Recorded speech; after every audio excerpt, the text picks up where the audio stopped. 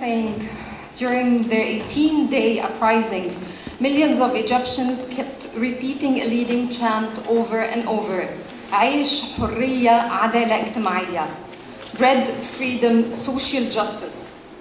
Later on, when Mubarak was toppled, more millions stormed the streets in celebration of their regained freedom, or so they hoped. Now, after more than 17 months, what has been achieved? The Egyptians went to the polling stations for the first time ever to elect freely a president and a parliament with both its lower and upper houses. They have experienced the right to choose freely. Nevertheless, most of the Egyptians believe that none of their main demands have been met. And while the call for bread and social justice took the lead, the call for freedom has fainted. Several violations of human rights took place. Almost 12,000 civilians have been referred for prosecution by military courts. More than 9,700 were sentenced, among them hundreds of political activists. Female journalists were sexually assaulted, while female protesters were subject to virginity tests during detention. The youth, the young men and women who were the power horse of the revolution, remain far from the political equation. Activists voiced worries over the status of women's rights during the ruling of Islamists, despite of the promises given by President Mohamed Morsi.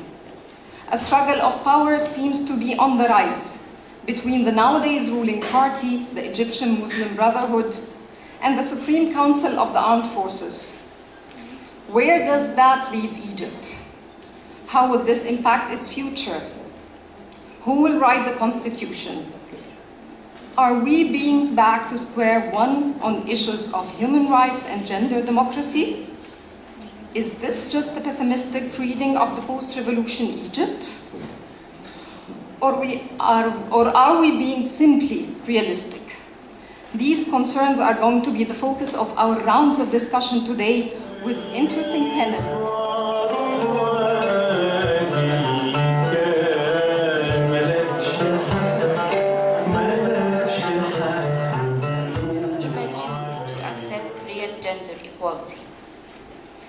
Withdrawal of the liberals from the battle of women's rights appear to be a step just made in order to keep their popularity in a strong patriarchal society. The structure of most of the liberal parties now show inequality, gender inequality. Most of the higher and leading positions are kept for men. In fact, this attack on women's rights gave us positive aspects. We just break fears and shame. Many testimonies appeared on the Facebook telling personal stories about circumcision and its painful psychological and physical consequences. A young woman publishing her photo in complete nudity to protest against the restricted views that summarize women in sexual objects. Even women wearing niqab cheering in the 8th of March and raising slogans saying, "We want 50% of the founding committee of Constitution for women." A young woman, Samira Ibrahim, showing scarf for the virginity test she was forcibly exposed to.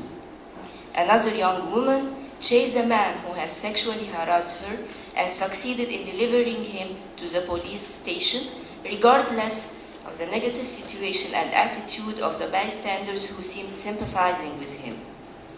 Overall, women constituted a considerable voting mass and were seen in huge numbers, and 1,000 women supervised the presidential election among 13,000. A lot of women who are not politicians, non-activists, are talking about their rights now and want to organize themselves. The question here is that, do we expect a real progress in the issue of gender equality and women's rights at this stage and under a ruling system that has a religious project, or it might be an era for more oppression and coercion and persecution for women? Thank you so much.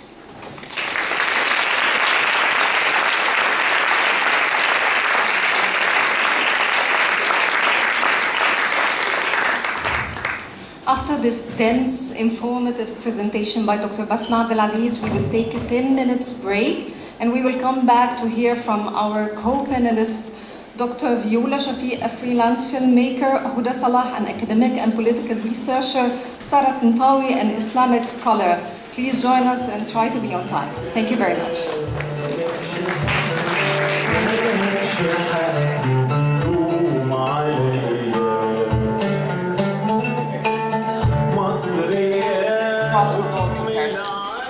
Which brings us to Turkey. Again, that's, I think, much closer. In Turkey, you have, similar to Egypt, an army that is, in Turkey, a Kemalist army, a secular army, and you have a separate branch of power for governance, which has, in 2011, elected an Islamist light, I would say, Prime Minister, Erdogan. The differences, of course, I mean, there have to be differences. There are several differences with Egypt. For one, the interesting, actually, similarity between these two cases is that, for better or worse, whatever we think of SCAF, and of course, you know, the revolution is against military dictatorship. Putting that aside, just strictly speaking, SCAF and the military powers in Egypt are exercising a check over the Muslim Brotherhood as we speak, right? So there's a limited capacity to what the Muslim Brotherhood can do now in Egypt because of the power struggle with SCAF. In addition, whenever we know that the Muslim Brotherhood as an organization is an extremely pragmatic political organization. So in addition, whenever the Muslim Brotherhood makes a deal with SCAF, they have to deal with their right wing, with their right flank, which is the Salafi groups, who then get upset with them and creating a fracture within the Islamist groups in Egypt. So the answer to your question is not Iran, closer to Turkey, but really its own thing. And where I see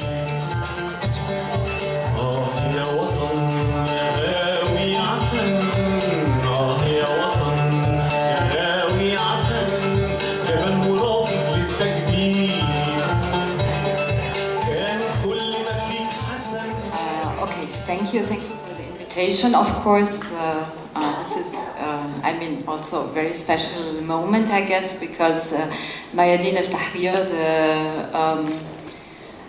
the association Mayadeen al-Tahrir is very dear to me, so I'm really glad to see, you know, how wide the circle is that the association was meanwhile able to reach, and of course thanks to Atif, Boutros, and to all the other involved members who you know, have been really working hard since more than 1 year for, you know, making all this happen, and I'm very grateful for all your activities.